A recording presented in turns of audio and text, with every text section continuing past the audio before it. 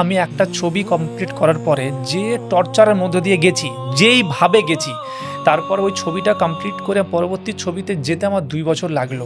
Hold, তোমার যে সিনেমার টর্চারগুলো হয়েছে বা পরিশ্রম হয়েছে, চার দেওয়ালের ভিতরে কখনো নিজেকে মরতে ইচ্ছা করেছে মরতে মানে বা এরকম পরিস্থিতি? মাঝে এরকম হয়েছে যে আমি পালিয়ে যাই, পালিয়ে এমন একটা জায়গায় চলে যাই যেখানে আমাকে কেউ চিনবে না। মানে জীবনটা তুমি বাস্তব দুনিয়ার থেকে আলাদা করতে হ্যাঁ, চেয়েছিলে? একদম কেউ চিনবে না, পালিয়ে যায়, এরকম এরকম অনেকবার মনে হয়েছে। পরে মনে হচ্ছে যে এই একটাই তো স্বপ্ন, একটাই বেঁচে থাকার জিনিস, তারপর তো মানে আর তো কিছু নেই জীবনে বাঁচার জন্য।